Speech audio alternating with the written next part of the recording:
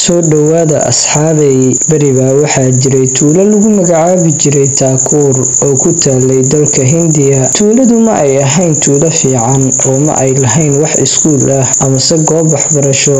Maalin maalmaha ka mid ah waxaa la furay iskuul qadiimi ah. Waalidiintu waa ay farxeen, carruurtuna waxa ay u muuqdeen kuwo aad u faraxsan maxaa yeelay tuuladu ma ay lahayn wax iskuul ah muddooyin aad u fara badan. Balse markaan waxay heli doonaan iskuul oo dowladdu waxay go'aamisay in dib loo furo iskuulkan qadiimiga ah. Waalidiintu waxa ay rajeynayeen in carruurtoodu wax baran doonaan, shaqooyin fiican heli doonaan, nolol wanaagsanna ku noolaan doonaan. Maalintii u horreysay iskuulka, carruurtu waxay si farxad leh u tageen iskuulkii, waxa ayna si fiican u barteen cashiradoodii. Waxaa u rumowday riyo ay ku taamayeen. Waxa ay sidaas ahaayeen muddo aad u fara badan. Weli waxa ay dareemayeen farxad aad u fara badan. Balse habeenada ka mid ah, xilli ay tahay 12kii habeenimo, gabar lagu magacaabi jiray Kaafiya iyo weliba saaxiibadeed waxa ay soo kaceen 12kii habeenimo ama saqbarka habeenka. Waxa ayna soo aadeen iskuulkii. Mid ka mid ah carruurtii ayaa tiri, maxaan ka doonaynaa iskuulka saacadan? Soo ma ogid in waqtigu habeen yahay, iskuulkuna mugdi yahay? Waa inaan laabanaa saaxiibayaal. Balse Kaafiya waa ay soconaysay oo wax jawaab ah kamay bixin. Waxay sii wateen socodkoodii. In badan oo ay soconayeen, waxa ay gaareen iskuulkoodii. Eeyuhu waxa ay bilaabeen qayli, shimbiro midowna waxa ay qariyeen cirkii. Cabsiduna waa ay siyaaday. Carruurtu waa ay baqanayeen oo waxa ay islahaayeen, tani maaha macquul, annagu ma geli karno iskuulkan. Waa inaan ku laabanaa xaafadaheennii, haddii kale waa aan dhiman doonaa. Laakiin Kaafiya ma ay rabin inay laabato oo waxa ay doonaysay inay iskuulkaas gasho. Balse carruurtii kale waa ay soo laabteen. Waxa ayna arkeen haweeney duq ah oo hortooda taagan. Haweeneydu waxa ay ahayd mid cajiib ah. Carruurtu waa ay baqanayeen. Waxa ayna ku dhaheen, yaa tahay adiga? Maxaadse naga rabtaa annaga? Balse haweeneydu waa ay ku qosashay oo waa ay ka tagtay. Carruurtu waa ay soo laabteen oo waxa ay soo raadiyeen Kaafiya. Balse jawigu waa uu isbedelay. Dhulku waa uu gariiray, cirku waa uu madoobaaday. Waxaa dhacayay hillaac aad u fara badan.